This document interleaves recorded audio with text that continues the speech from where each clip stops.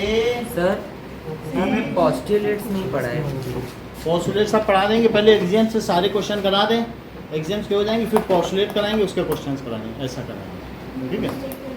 तो ज़्यादा एग्जाम लेंगे क्योंकि एग्जाम के ही क्वेश्चन बहुत लोगों ने गलत कर दिए हैं, तो ये चीज़ थोड़ा सा स्टेप बाय स्टेप समझना है, कहीं भी कुछ भी नहीं लिखना है। दीदी ध्यान से देखो, तो कुछ लोगों ने इनके क्वेश्चन आंसर्स में गिवन नहीं लिखा है, टू प्रूव नहीं लिखा है, प्रूफ नहीं लिखा है।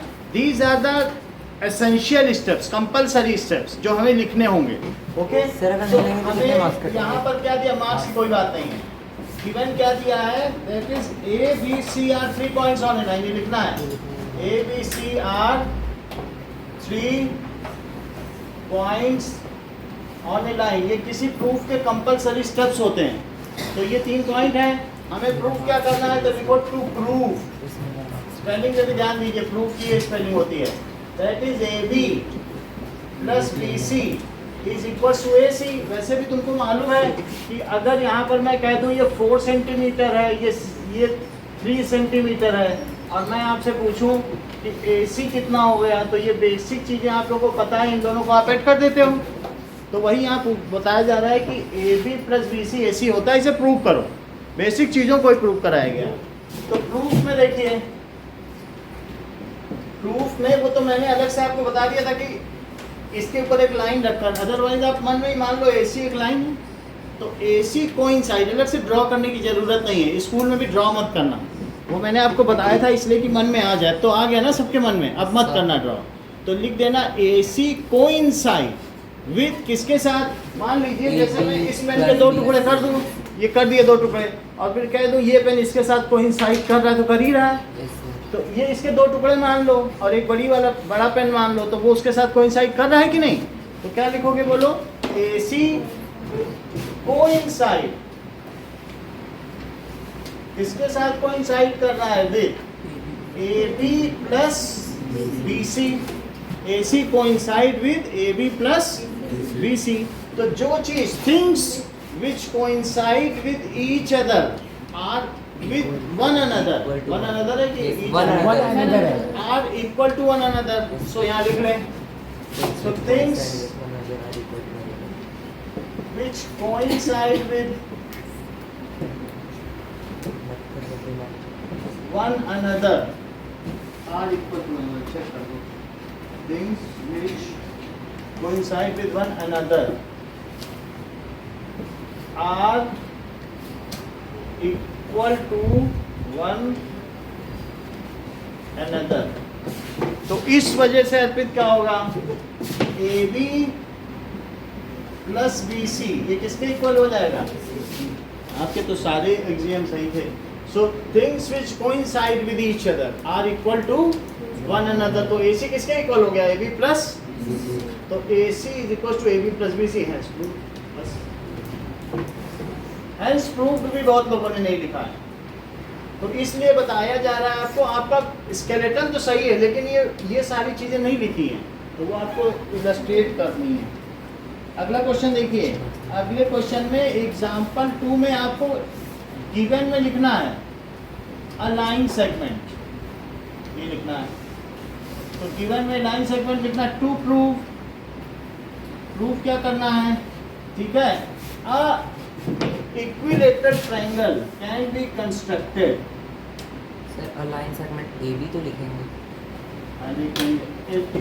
Equilateral triangle can be constructed with given line segment.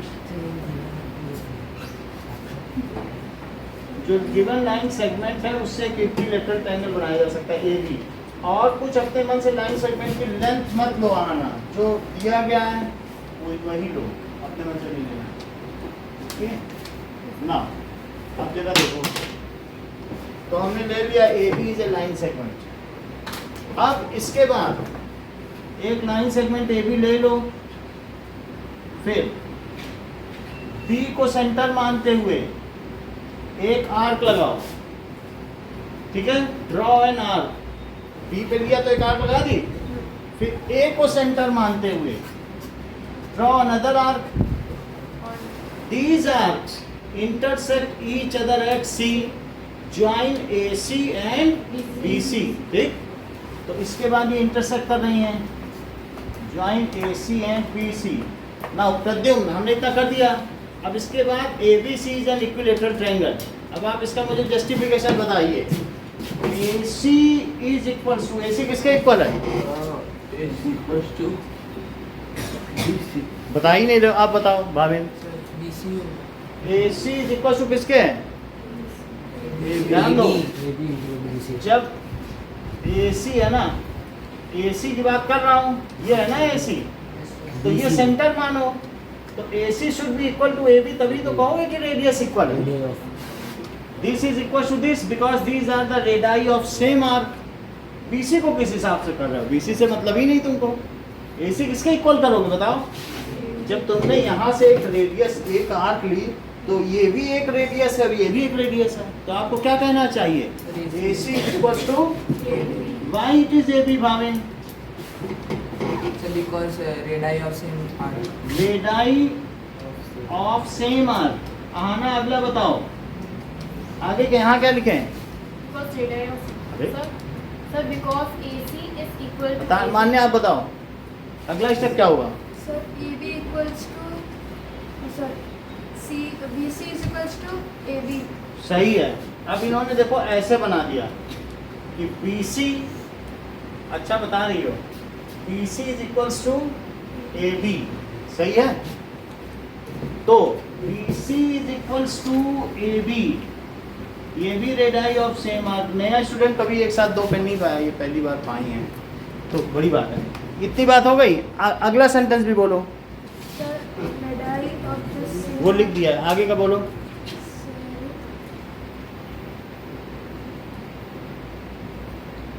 कोई बात नहीं रोहन, अगला स्टेप बोलिए। अब आगे क्या लिखें? कोई बात नहीं। निखिल बोलो, आगे क्या लिखें? इन दोनों से क्या कंक्लूड करते हो? अर्पित, बेटा अभिषेक आप बताओ, इन दोनों से क्या पता चल रहा है? AC and BC equals to AB. Why they are equal? Because radii of same. अरे नहीं, Lakshita, sir AC is equal to BC। AC is equal to BC क्यों है? सर इंडियन फर्स्ट के हिसाब से बैठ जाइए, बैठ जाइए। Sir the things which are sir Are equal to things BC which are equal to equal things are equal to sir the things which equal to same dot Things which are equal to same thing are equal to one another. Same thing. STM first. are equal to one another. अच्छा बताया है। इसके आगे लक्षिता, अगला step बताओ क्या लिखें? ये दोनों तो आपने कह दिया कि इक्वल है, चलो हमने मान लिया। आगे क्या लिखें? Sir so AC is equal to BC क्योंकि ए बी के इक्वल तो पहले ही था, तो इसलिए फर्दर भी लिख सकते हो, फर्दर मोर भी लिख सकते हो।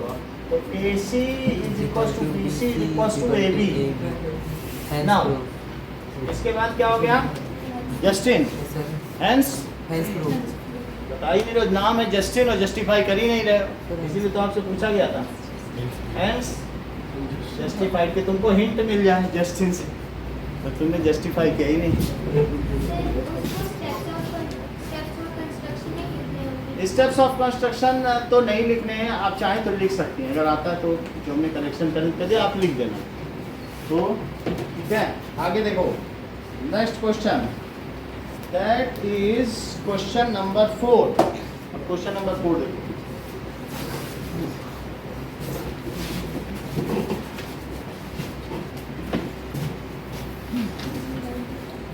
Question number 4 says a point, इसका वो देखो, तो यहाँ दिया गया है a point C lies ABC। तो आपको क्वेश्चन नंबर 4 बस हमें बता देना है, given to prove and proof. इतना बता दो कि पेन तुम्हारे हाथ में, बैठे बैठे बता दो। हाँ बोलो, क्या लिखें सबसे पहले? गिवन, सबसे पहले क्या लिखेंगे? गिवन। गिवन में क्या है? That is AC is equal to BC। आगे क्या लिखा है? सर एक और चीज देखेंगे ना, ये C is the midpoint ना? Point C lies on AB। हाँ, C lies between 2 points on AB and is midpoint। ये किसका midpoint है? AB। हाँ निष्का, ये बोलो, यहाँ क्या लिखा है? तुम क्या प्रूव करना चाहती हो? हर्षिता आप बताओ। तुम बुक से देख देख के बता रही, ये सोचे में याद है, ये मेमोरी भी जा रही, तुम बुक से पढ़ रही, क्वेश्चन भी रट रही। नाउ प्रूफ बताओ हर्षिता, बताओ क्या लिखा?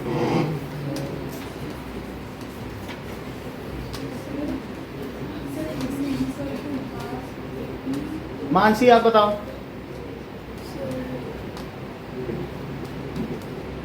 आपसे इसलिए पूछे, आपके तीनों क्वेश्चन पूरी तरह गलत हुए हैं, तो आप में रीजनिंग की पावर कम है, तो हमने कहा पूछ रहे हैं। जसमिता बताओ।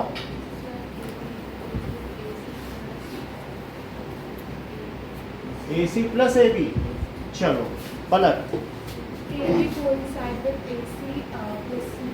तो इससे क्या हो जाएगा? AB जो है ये पूरा ये किससे कोइंसाइड कर रहा है?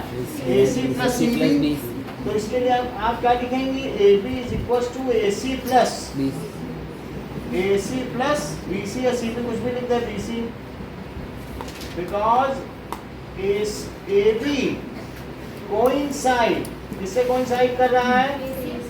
With AC plus BC। अगला स्टेप बोलो। AB is equal to AC plus BC।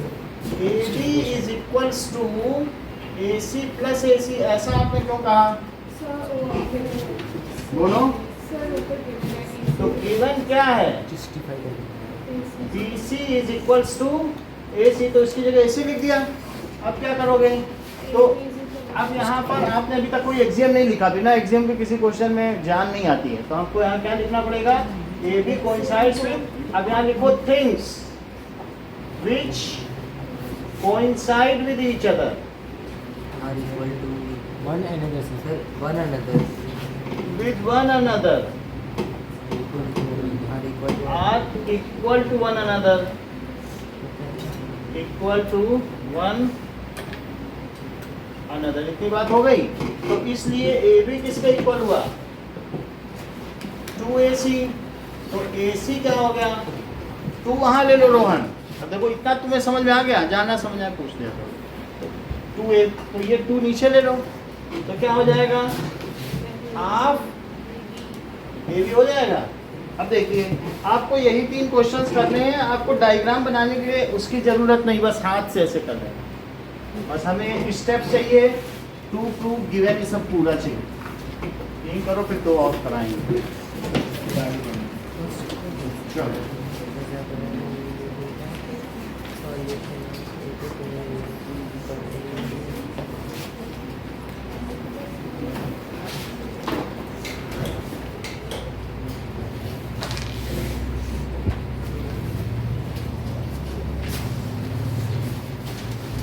वो दोनों क्वेश्चन अभी हम लिख देंगे, जो 3 कराए ना वो लिख देंगे।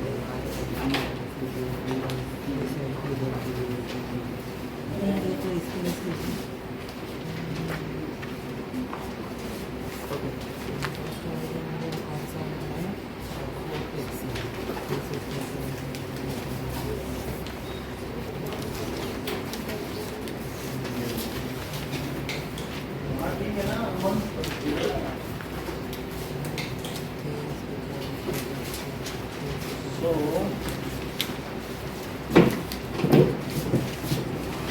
ये पेज को खोल ही लेना, 4 वाला जहाँ लिखा है, और 2 मैं बता देता हूँ क्वेश्चन।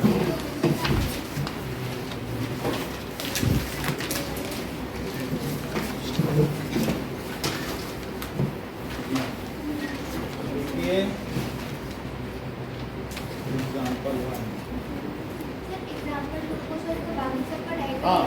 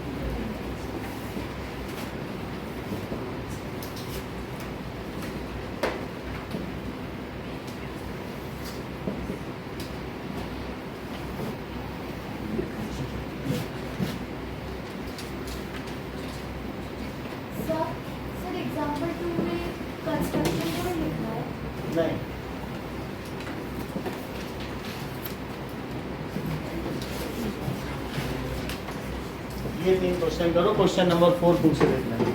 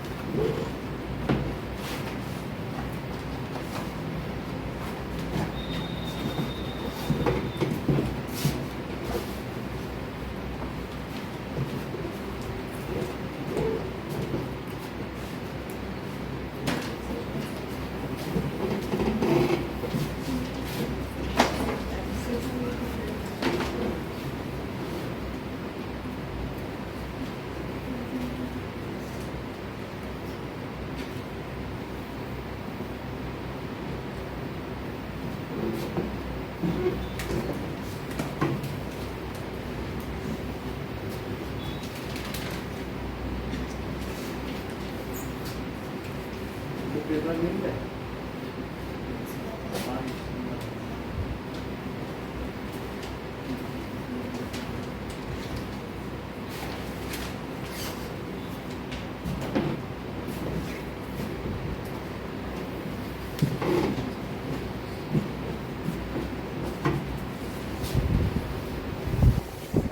Now,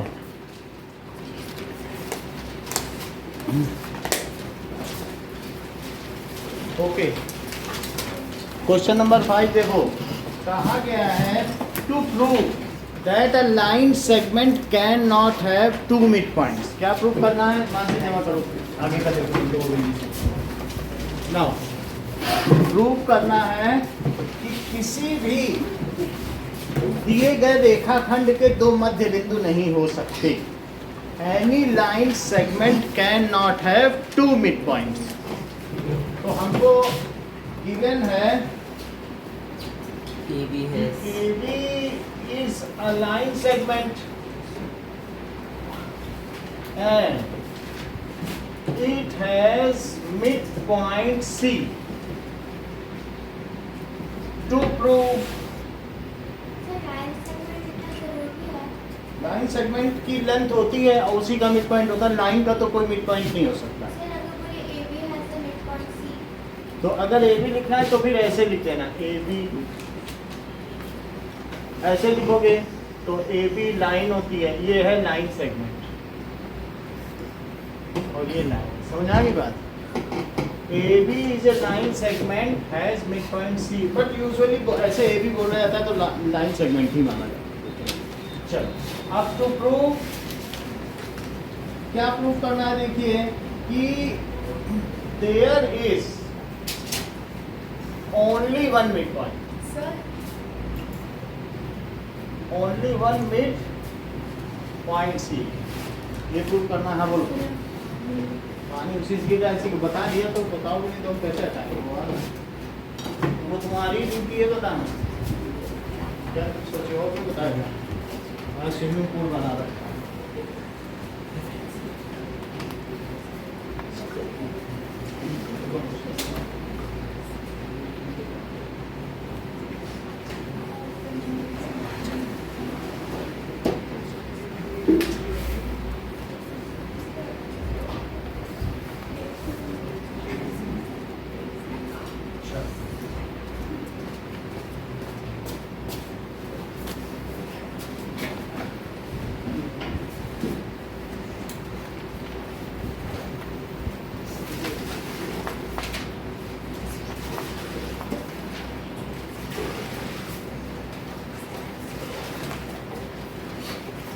इसको हम करेंगे मेथड ऑफ कंट्राडिक्शन से प्रूफ। जो भी यूक्लिड का होगा उसमें फिगर बनेगा।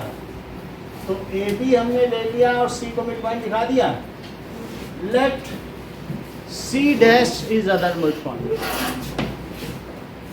सी dash is other mid point. Question number 4 में क्या दिया गया था उसको यूज करते हुए करना है। That is equals to AC is equal to 1/2 AB। Sir तो गिवन में हम वो भी तो लिखेंगे sir, AC is equal to 1/2 AB। अब देखो अगर तुम्हें क्वेश्चन नंबर 4 का यूज नहीं करना है, ये क्वेश्चन इंडिपेंडेंट आ जाए तो कैसे करोगे ये मैं बताने जा रहा हूँ। मान लो वो ना दिया हो क्वेश्चन नंबर 4, ये सीधा आ जाए तब भी तो करना आना चाहिए कि नहीं। तो ऐसे लिखो AC is equals to BC। बोलो क्या ये इसके इक्वल होगा? क्यों इक्वल होगा? क्योंकि C मिड पॉइंट है। क्यों होगा बताओ? As C is mid point. ये बात हो गई। और इसके बाद लिख देना कि बोलो AB किसके इक्वल होगा। AB थोड़ी देर के लिए तुम सोचो, ये नहीं है अभी, मैं यहाँ बना दूंगा लेकिन अभी नहीं, सिर्फ C के बारे में सोचो। तो बोलो AB किसके इक्वल होगा? AC plus BC। पूरा क्वेश्चन नंबर 4 यहीं कर डालो। ये क्वेश्चन नंबर 4 था, that is equals to AC plus BC। और फिर BC की जगह क्या लिख दो? AC।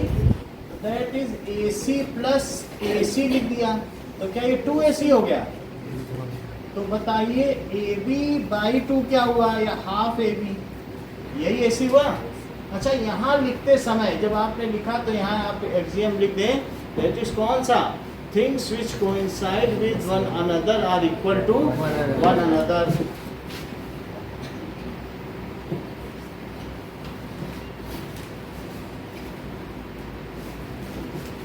One another.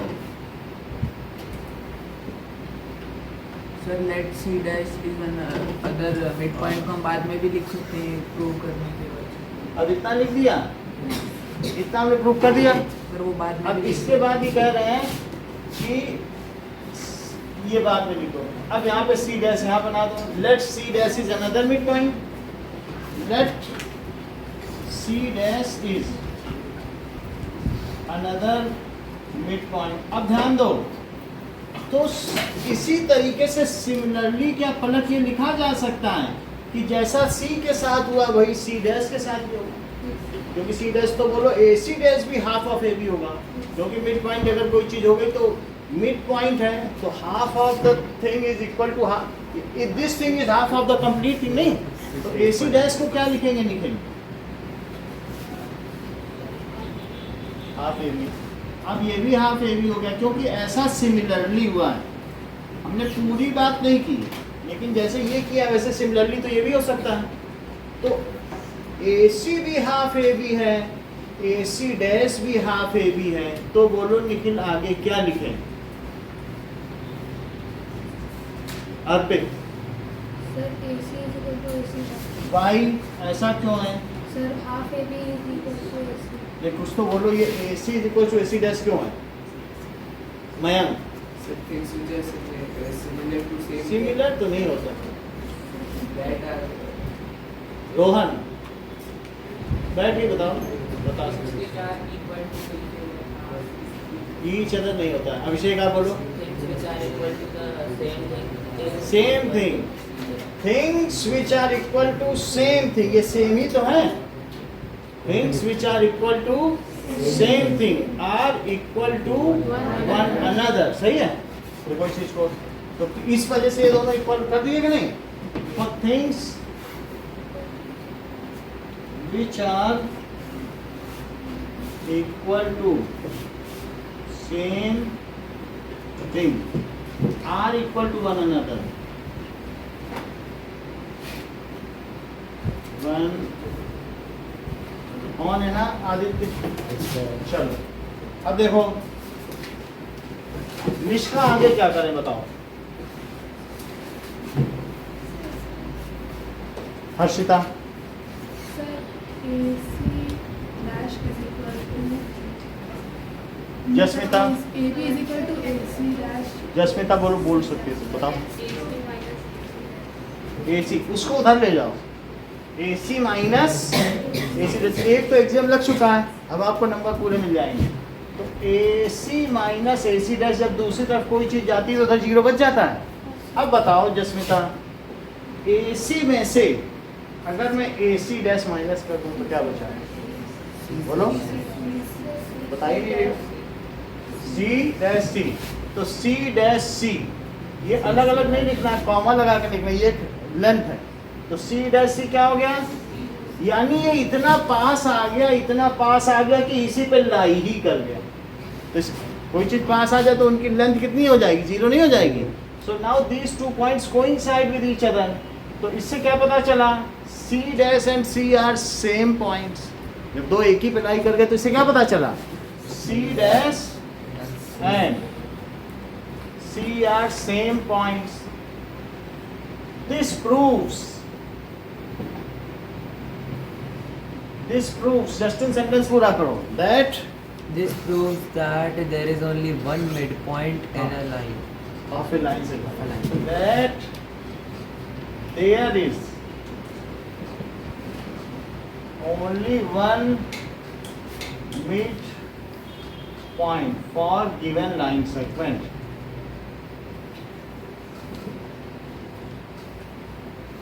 अगला क्वेश्चन देखो, 6 क्वेश्चन। मल्टीप्लाई नहीं किया, जैसे ये दो पॉइंट हैं तो ये ए बी कहे जाएंगे, हम कहें और पास आ जाएं तो भी ए बी कहे जाएंगे, और ए और बी वहीं आ जाएं तो A B, if A B zero then A and B lie at same point. कोई कहते हैं हम घर से निकल रहे हैं तो निकला, कोई कहते हैं निकलना, हम निकल लिए, तो जो उसका इनिशियल है वही फाइनल हो गया। So A and B are the same points, initial and final points coincide, hence there is displacement is zero. तो जब सी डैश वही है, इसका मतलब गया ही नहीं, तो वही तो मिड पॉइंट हुआ। तो हम मान रहे हैं 2 पॉइंट, लेकिन दोनों पॉइंट एक ही हो गए, तो इससे क्या पता चला। अच्छा आप जरा देखो, आपको दिया गया है कि गिवन में क्वेश्चन में 6 क्वेश्चन में कि A C is equals to B D. So a sir पहले ये तो लिखेंगे ना कि sir A B C D are collinear points. लिखो इस बात को, तो दैट इज ए बी, ऐसा कुछ लिखा है, आपने लिखवाया था सर। तो that is given is A C is equals to B D. इतना है वो लिख लेना, वो भी लिख लेना कि 4 points lie on a line. ये दिया है क्या, किसके इक्वल है, क्या ये जो ए सी है और ये इसके इक्वल है, सही है। तो आपको क्या प्रूव करना है, प्रूव करना है कि ए बी सी डी के इक्वल है। दोनों में से बीच वाला हटा दो, दोनों में से बी सी हटा दो, तो क्या सी डी इसके इक्वल हो नहीं जाएगा, है ना। तो इसलिए to prove A B is equals to C D, इसका प्रूव कराइए। देखो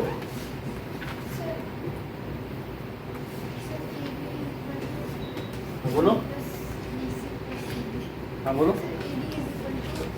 हर्षिता बोलो। पहले लिखा दो, बाद में उसको बोलो। A C is equals to B D, ऐसा क्यों है, गिवन है, आगे बोलो। Subtracting BC from both sides. Subtracting BC,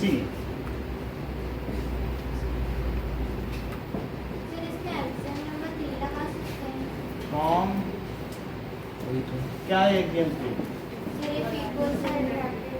वही लगाएंगे, उसको बताइए।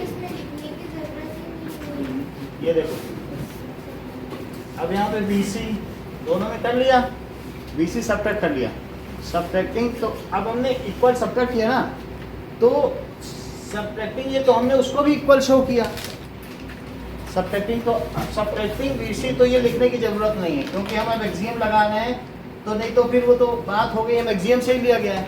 अब इसके आगे लिख दो कि if equals are subtracted from equal then the remainders are equal. ये बात सही कह रही है, if equals are subtracted from equals the remainders are equal। तो हर्षिता बताओ, AC में से BC हटाओ जरा, AC में से BC हटा दो, AB, और इसी तरीके से BD में से भी BC हटाओ, CD एंड अब आप लोगों को पता चला कि घर में बैठने से, चाहे जितने वीडियो देख लो, इसका 3 दिन से वीडियो ही देख रही है, बता पाई एक लाइन, घर में वीडियो देखने नहीं आता, यहाँ आने से क्योंकि यहाँ से जवाब किया जाता है, सवाल जवाब, उससे आप बता पाते नहीं। घर में कौन देख रहा है? घर में तो तुम पढ़ रहे हो, मम्मी चाय ला के दे देंगी, बेटा कोल्ड कॉफ़ी पियोगी, ये आंसर। चलो आगे का करो। Next is question number 5 and 6। फिर आगे बढ़ो। अब देखते हैं आज क्या करती हूँ।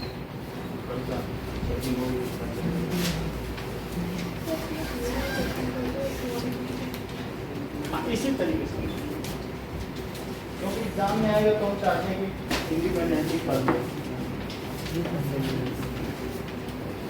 सर 10th चैप्टर कब कराओगे? 10th इसके बाद करा देंगे, इसके बाद वही करा देंगे।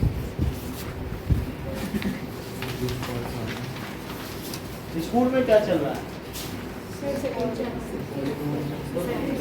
थर्ड चैप्टर कंप्लीट हो गया है, ठीक है, वो हमने करवा दिया सर को। ये वाला हो जाएगा, हम 10th करा देंगे। सर थर्ड हमने करवा दिया सर को। चलो फिर 10 6 करो। दोनों में डायग्राम बनाना है, दोनों में गिवन टू प्रूफ सब लिखना है। ओके, बात नहीं करो, रज्जू में बात नहीं करो। चलो स्टार्ट करो, 5th and 6th करो।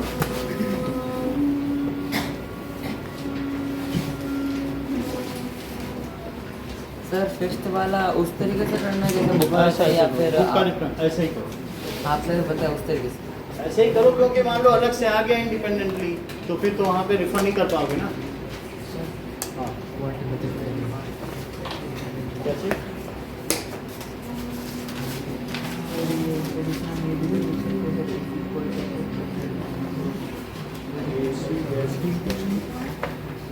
ऐसे ही कर, ये सही है।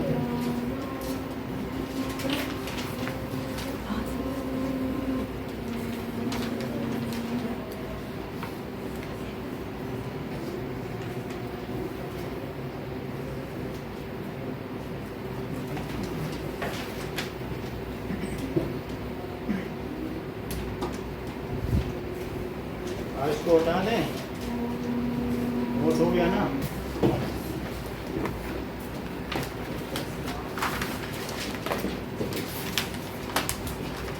That is, postulates are mathematical statements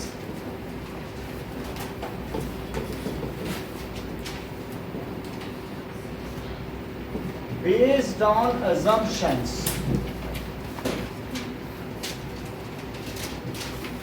ये assumption पर based होते हैं। assumption तो कोई चीज़ मानी जाती है। So these are based on assumption.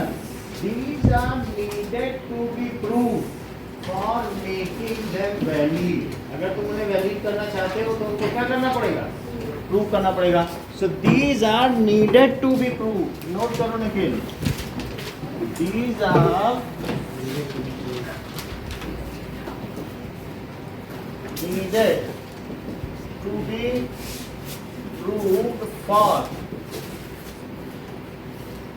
making them valid. अगर उन्हें वैलिड करना चाहते हो, पोस्टुलेट को भी बना सकता है लेकिन वो सही भी हो सकता है और गलत भी हो सकता है। अगर आप उसे ट्रुथफुलनेस चेक करना चाहते हो, वैलिडिटी चेक करना चाहते हो तो उसका प्रूव करना पड़ेगा। Postulates can be proved using axioms. इनको कैसे प्रूव करोगे? कोई भी चीज़ अगर आपको प्रूव करनी है, एक्सियम की हमेशा मदद ले सकते हो। एक्सियम्स ऑलवेज ट्रू होते हैं। Postulates can be proved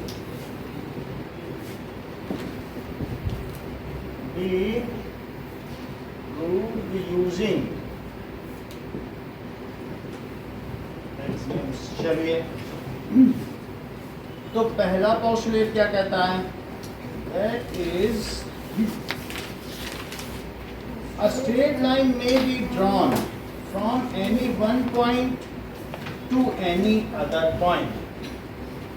So these are the 5 postulates.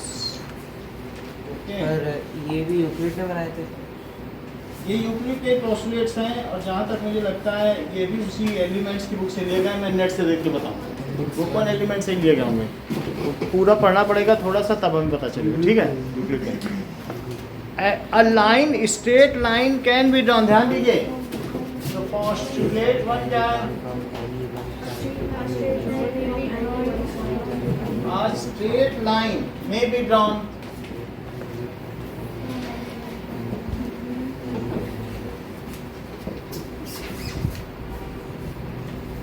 ठीक है, from any one point, from any one point to any other point। अगर हमारे पास ये दो पॉइंट हैं और मैं आपसे बोलूँ मानसी की एक स्ट्रेट लाइन ड्रॉ करो, तो क्या कहोगे आप कि नहीं सर ये तो नहीं की जा सकती, 2 पॉइंट से कैसे करेगी? कर लोगी, हो जाएगी। तो एक स्ट्रेट लाइन ड्रॉ की जा सकती है, दिस इज पोस्टुलेट।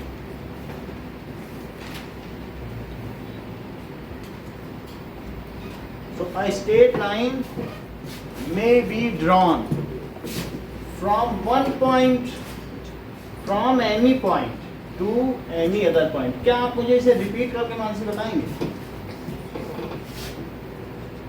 नहीं बताएंगे, आप बोलो।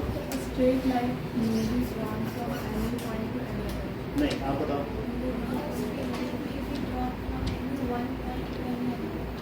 ये बता दिया तुमने। पोस्टुलेट 2, पोस्टुलेट 2 क्या कह रहा है? That is given two distinct point. There is unique A line. terminated line can be produced. Yes, नीचे. A terminated line can be produced indefinitely।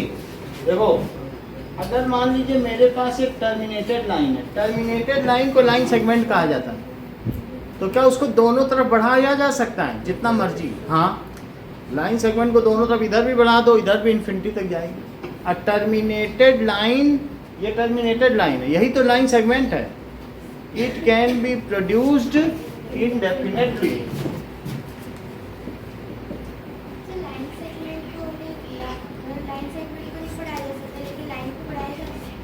Line segment है टर्मिनेटेड लाइन, तो टर्मिनेटेड लाइन ही तो line segment है। Terminated line का दूसरा नाम क्या है? Line segment. जिसके 2 एंड पॉइंट्स हों उसे टर्मिनेटेड लाइन बोलें, और उसी को तो लाइन सेगमेंट भी बोलते हैं। कैन बी प्रोड्यूस्ड इनडेफिनिटली, इसे बढ़ाया जा सकता है इनडेफिनिटली। अब जरा देखो, चाहे जितना बढ़ा सकता है। तो ये हमारे पास एक लाइन टर्मिनेटेड लाइन है, हम इसको भी कहाँ तक बढ़ा सकते हैं? क्या बहुत ज़्यादा आगे? और यहाँ पर भी बहुत ज़्यादा आगे। जैसा बुक में देख लो, क्या बुक में सही किया गया? लाइन को बढ़ाया गया कि नहीं टर्मिनेटेड लाइन? थर्ड पॉइंट देखो, a circle can be drawn with any centre and any radius.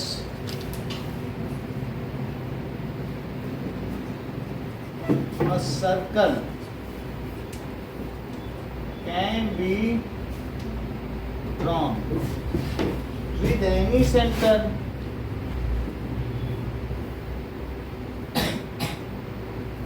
and एक हमने आपको ये सेंटर दे दिया जसविता, और इसमें मैं आपको कहूँ कि 3 सेंटीमीटर का रेडियस का सर्कल बना लोगे? Any centre. आप कहोगे यहाँ तो नहीं बना सकते, हरिद्वार में सेंटर दे दो तो बना लो, कि यही बना लोगे। जहाँ दिया जाए सेंटर की यहीं पे सर्कल ड्रॉ करो और इतने रेडियस का, तो क्या वहीं बना दो?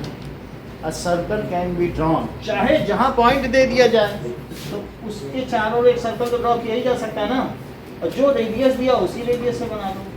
ठीक है, अगर तुम बना लोगी तो मुझे तीनों पोस्टुलेट बोल के दिखाओ।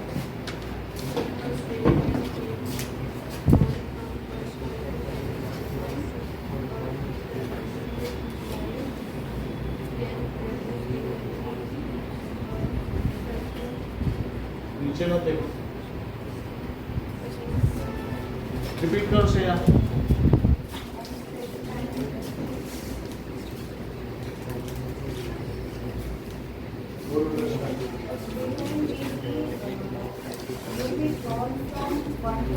Any one point to point. A terminated line can be produced indefinitely. Circle can be drawn with any center or any base. पहले में मैं है कि क्या है चेक करो। सही है। चलो ला, तीनों पॉइंट आपने सही बता दिए। अब पोस्टुलेट 4 देखो।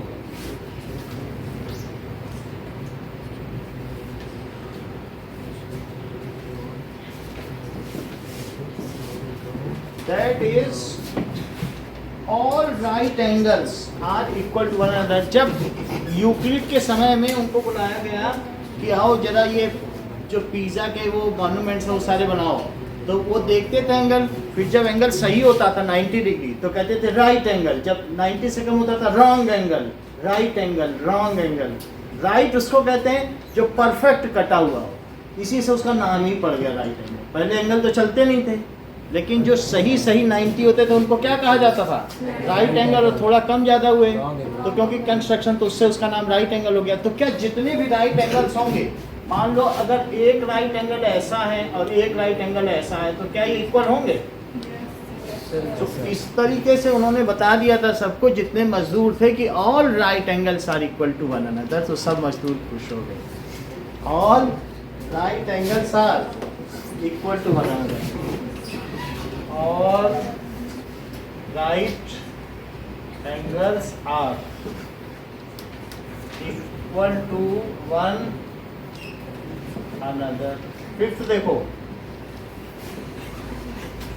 पोस्टुलेट नंबर 5 कहा गया है कि if a straight line falling on two straight line, देख लो, makes द इंटीरियर एंगल, बात नहीं करो बेटा, अभी यही आपको पूछा जाएगा। अब if a straight line falling on two straight line, अगर एक स्ट्रेट लाइन दो लाइन पे फॉल कर रही तो उसे क्या कहते हैं? इस लाइन को क्या कहेंगे जो फॉल कर रही है? ट्रांसवर्सल। जब टू लाइंस को वन लाइन कट करती तो उसे क्या कहते हैं? Transversal line. ठीक है। If a straight line falling on two straight lines, fall कर रही ना दो पे, ज्यादा पे भी कर सकती है, लेकिन टू की बात कही। ठीक है। मेक्स क्या करे बताइए? The interior angle. ये सारे एंगल क्या है बोलो लक्षिता? और बाहर वाले क्या है? Exterior angle. उन्हें क्या कहेंगे? Exterior angle. और इनको क्या कहेंगे? इंटीरियर। अंतःकोण, बहिष्कोण। बाहर वाले एक्सटीरियर एंगल और ये इंटीरियर एंगल। फिर से सुनो, फिर बोलना। If a straight line falling on two straight lines makes the interior angle on same side of line, interior angle जो same side है ना, its sum equal to two right angles। इनका सम कितना हो बोलो? टू राइट एंगल का मतलब समझती हो? 180 डिग्री। एक राइट एंगल कितना होता है? 90 डिग्री। पहले इतना लिख ले, फिर बुलवाएंगे। देखो, if a straight line falling on two straight line, if a straight line falling on two straight line, दो स्ट्रेट लाइन में फॉल कर गई, makes the interior angles on same side of it. क्या अर्पित ये interior angles on same side of it है? और अगर ऐसे ले लेते तो क्या होते हैं? Opposite of it. In angles को क्या कहते हो? Alternate interior angles. इनको क्या कहते हो? अगर ये 60 है तो ये कितना होगा? अल्टरनेट इंटीरियर एंगल हमेशा इक्वल होते हैं। जो Z बनाते हैं वो क्या होते हैं? अल्टरनेट इंटीरियर एंगल है। तो ये क्या हुआ निष्का बताओ? जो 1 है वो 2 का क्या हुआ? सो एंगल 1 एंड एंगल 2 को आपने क्या बताया? Alternate interior angles. अच्छा, एंगल 1 और एंगल 3 को क्या बताया?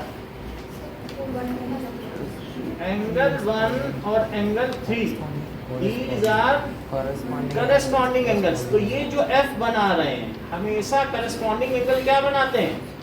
F बनाने की नहीं, तो F बनाने वाले एंगल हमेशा क्या होते हैं? Corresponding angles. तो बोलो 1 का ये क्या हुआ 3 करस्पॉन्डिंग एंगल्स। अच्छा ये करस्पॉन्डिंग एंगल। अब ये बताओ कि 1 और 4 अलग, एंगल 1 एंड एंगल 4 क्या कहलाएंगे? को इंटीरियर एंगल। जो इधर अंतः एकांतः कोण, तो इस दैट इज को का मतलब एक साथ। The angles on same side of transversal, इसका क्या नाम है? को इंटीरियर एंगल का दूसरा नाम क्या है? Angles on same side of transversal. और अल्टरनेट का क्या नाम है? Angles on alternate sides of transversal. सही है? फिर ये 180 बनेगा। तो ये बताओ एंगल 1 और 4 क्या हुआ? को इंटीरियर एंगल्स। और ये भी बता दीजिए कि 2 और 3 भागिन क्या है? Sir opposite angle.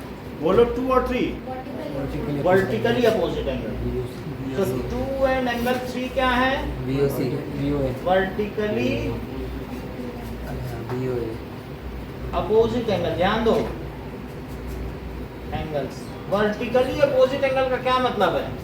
ये और ये वर्टिकली अपोजिट हो, शीर्ष अभिमुख कोण, जिनके सर आपस में लड़े हुए हों, इनके शीर्ष अभिमुख हैं, तो इसलिए इनको वर्टिकली अपोजिट एंगल्स कहा जाए। बात समझ आ गई?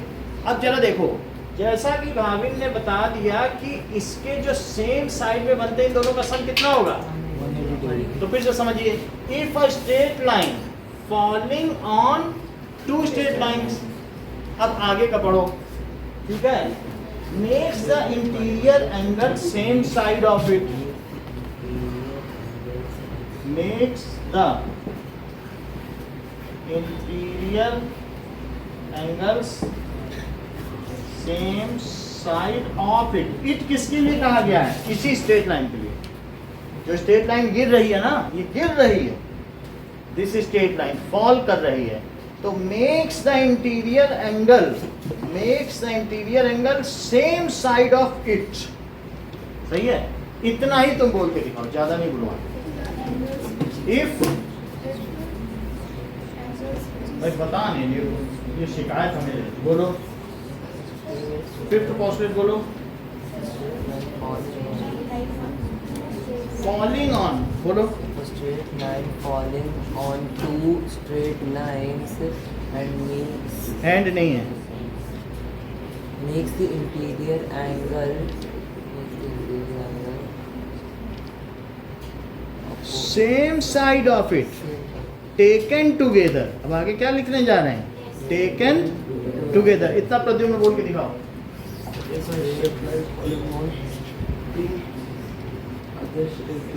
टू स्ट्रेट लाइंस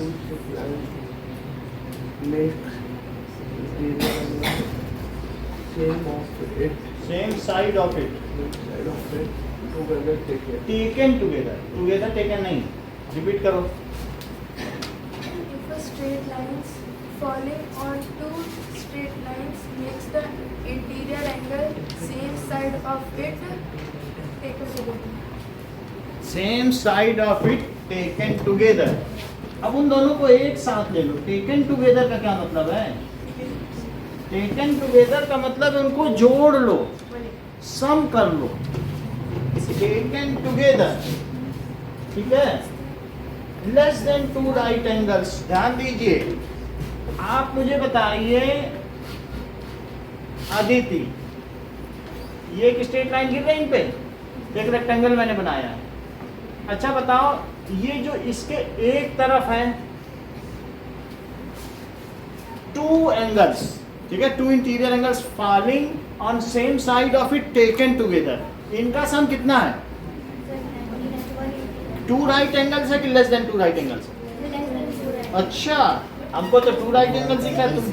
अब तो यही बताओ, यहाँ कितना लग रहा है? 180 या 2 राइट एंगल्स? 180 कितना होता है?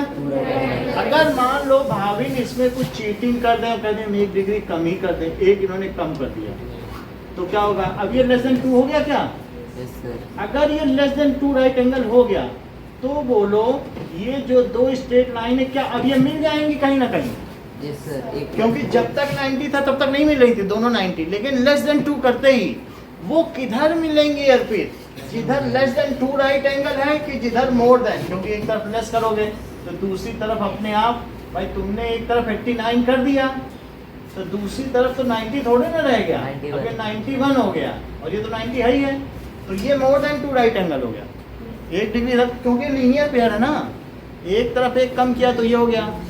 तो लेस, अब आगे क्या लिखें?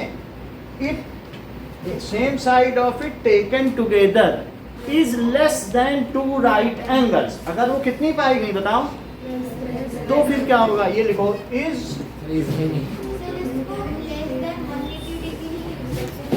उस समय डिग्री नहीं चलता था, राइट एंगल और रॉन्ग एंगल चलता था।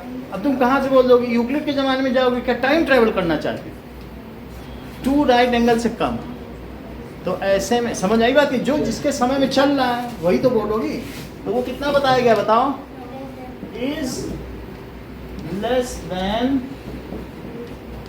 2 राइट एंगल्स। अगर इतने पाए गए तो फिर क्या होगा बताओ? Less than 2 right angle.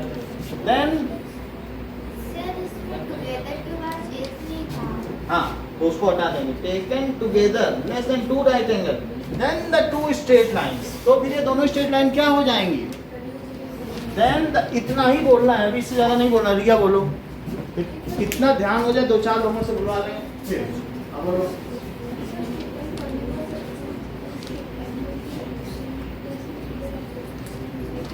To straight line है ये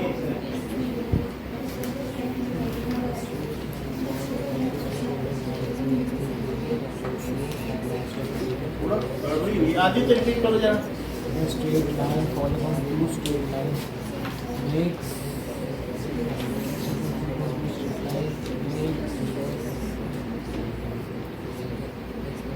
हाँ बोलो। straight line falling on straight line makes the interior angle on same side of it taken together Makes, ये makes नहीं है। Now is less than 2 right angle. Less than 2 right angle. Repeat करो। straight line falling on 2 straight line when it makes interior angle same. ऐसा नहीं है, इधर ही नहीं है, गड़बड़ कर दिया। बोलो।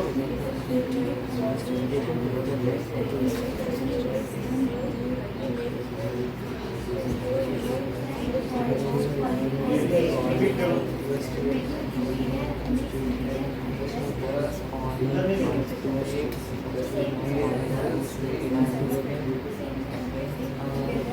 हाँ, repeat करने को।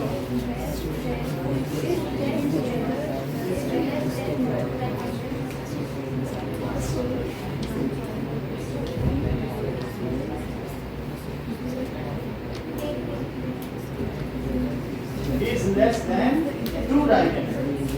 Isn't less than. On the division बोलो ना।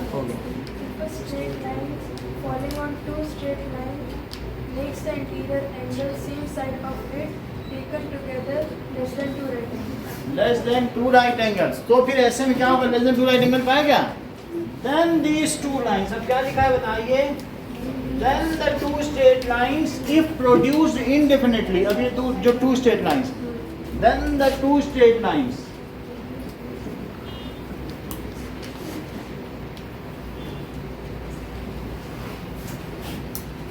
If produced indefinitely, यदि इन्हें आगे बढ़ाया जाए तो क्या होगा बताओ? If produced indefinitely, तो क्या होगा? Meet on that side. वो किधर मिलेंगी? इधर या उधर? Meet इधर से कम करेंगे on that side. ठीक है? On which the sum of angles is, on which the sum of angles is less than 2 less than 2 right angles. देखो less than 2 right angles तक हो चुका था, इसके आगे का मुझे कोई सुना दे। Then the two straight lines, if produced indefinitely, यहाँ से इसके आगे बताना है. Then the two straight lines, if produced indefinitely, meet on that side. किधर मिलेंगी? Meet on that side on which the sum of angles is less than 2 right angles. Meet on that side on which the sum of angles is less than 2 right angles. यहाँ से सुनाओ जसमिता. Then the two straight line. बोलो. अब वो किधर मिलेंगे? बोलो.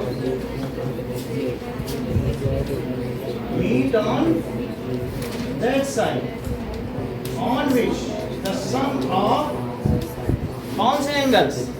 Sum of angles is less than 2 right angles. बोलो.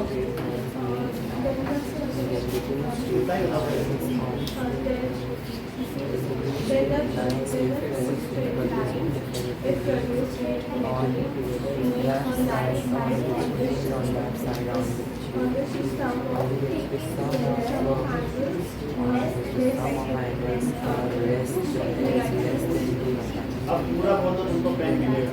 पूरा बता दो. If a straight line falling, if a straight line falling on two straight lines makes the interior angle on the same side of it.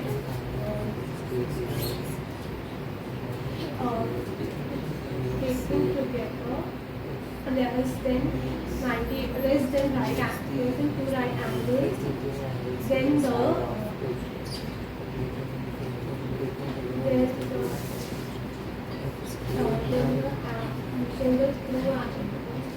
the two angles if बोलो repeat करो.